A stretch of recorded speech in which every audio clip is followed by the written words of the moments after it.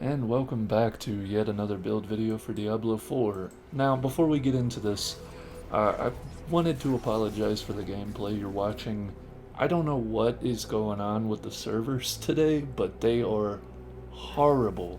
I could barely get through any kind of dungeon or even the fetid fields or whatever they're called without lagging my ass off. And, I've had a lot of lag spikes since launch.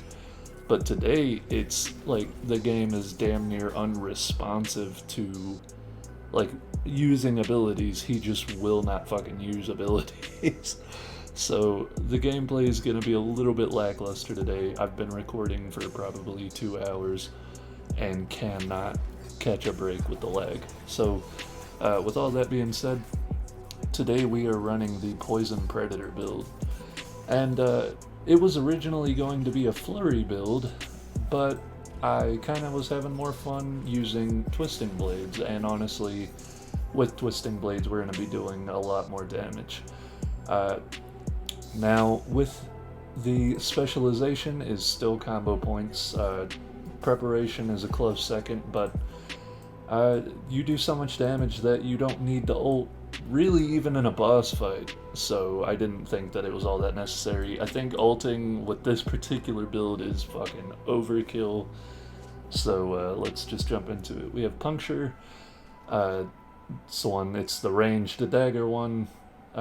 This gives you more energy, and then Fundamental Puncture makes enemies vulnerable for 2 seconds.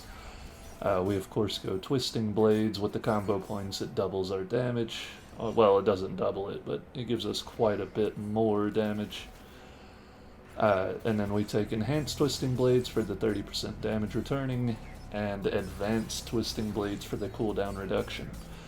We come over here for Sturdy for the close damage reduction, and Siphoning Strikes for the heal when critically striking a close enemy. And then Stutter Step for the movement speed on crit. Right here we have Shadow Step.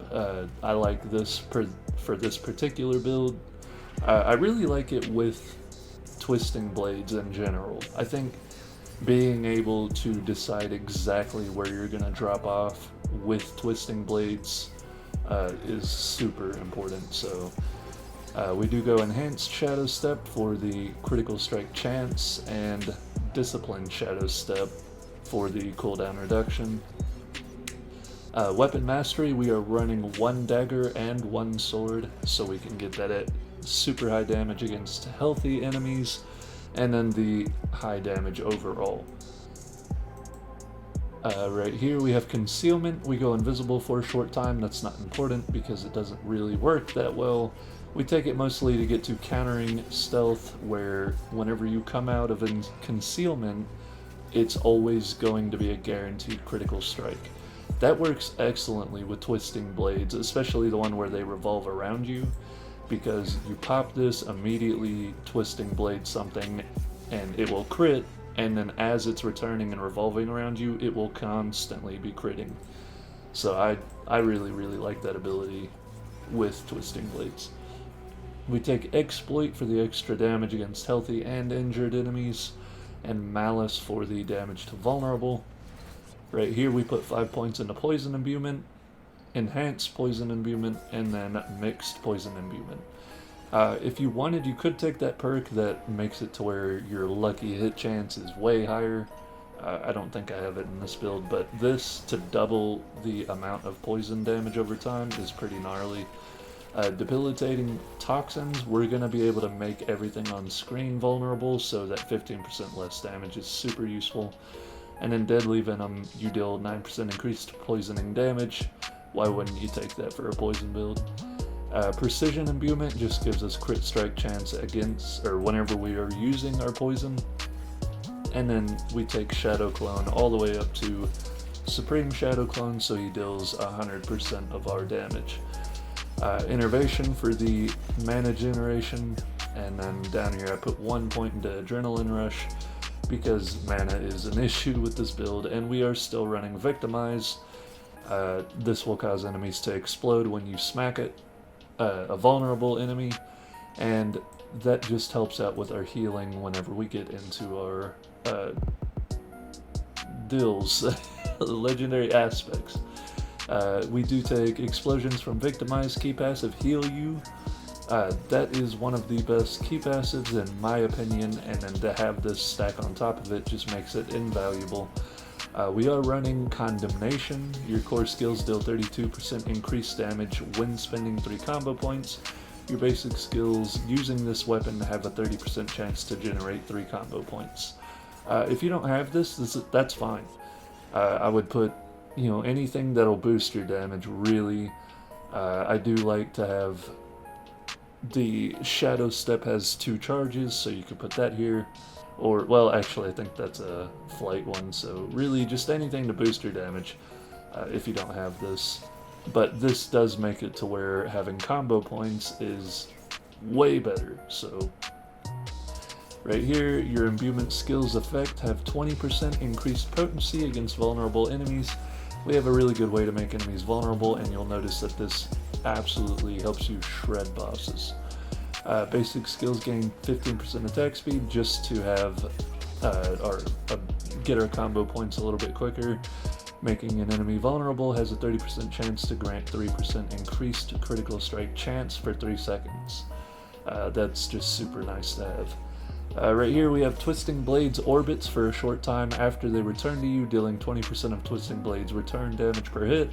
Based on the distance the blades return, the orbit damage increases up to 40% of the return damage.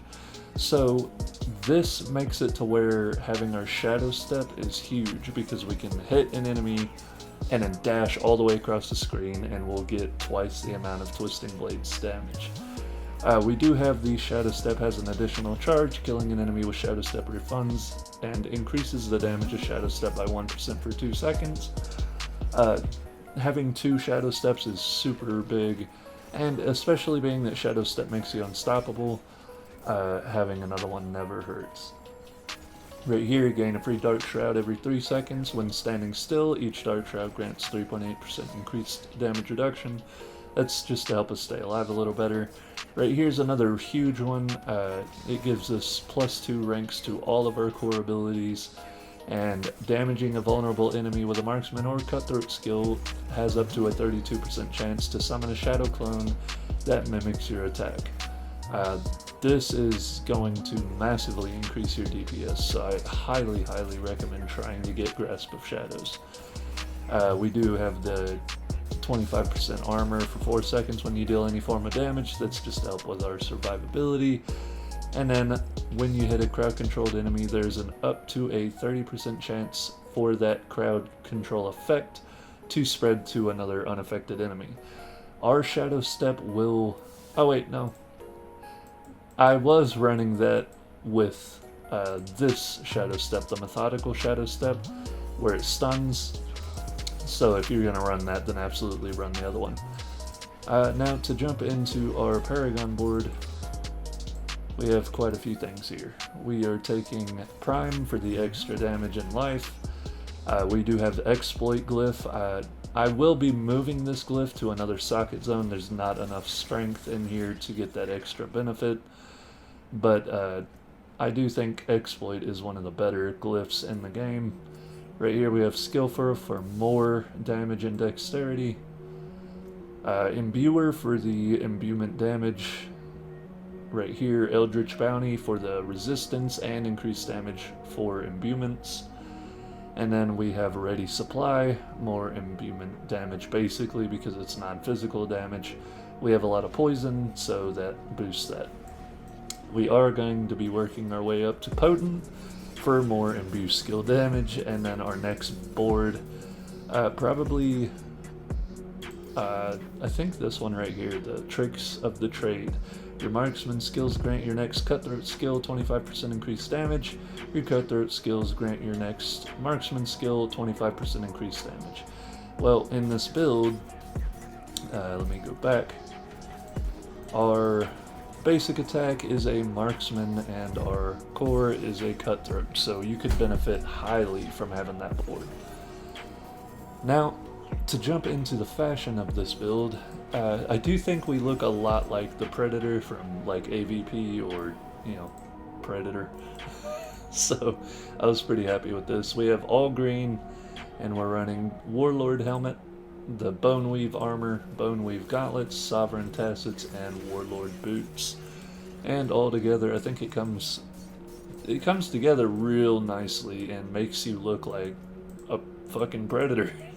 So I guess that's the whole build. So I did want to give you a quick update on a couple things I'm working on, and I kind of wanted to drop some of my thoughts on the game right now.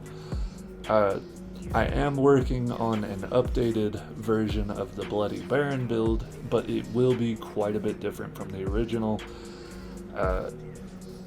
And I am also working on a new Barbarian build using Double Swing, but I'm having trouble with it. I think that ability is kind of shit, but I'm going to try to find a way to make it work.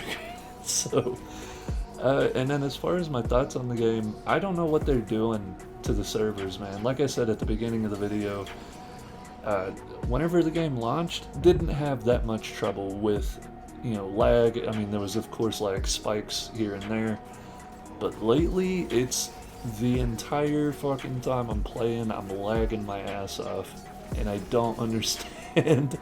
My internet hasn't changed. It's been the same ever since launch. I don't know what the fuck they're doing, but it's really starting to make me not enjoy the game anymore, because my Necromancer's up there doing, the higher tier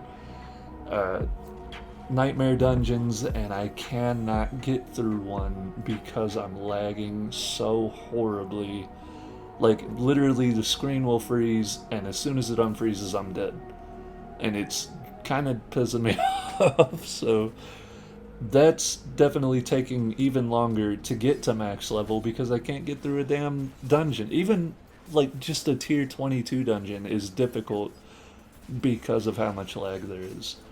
So I'm really hoping that they're working on that, and I've made sure that it's not my internet. I have really, really good internet. There's nothing else in my house lags. It's just Diablo.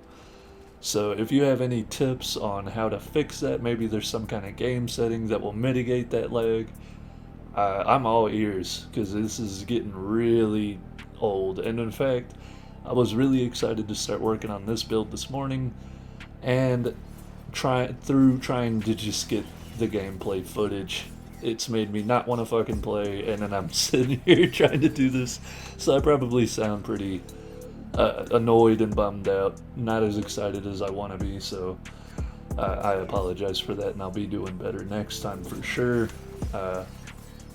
That's enough of me whining. If you enjoyed, like and subscribe. If you didn't, then don't. Either way it goes, though, have yourself a very fine day.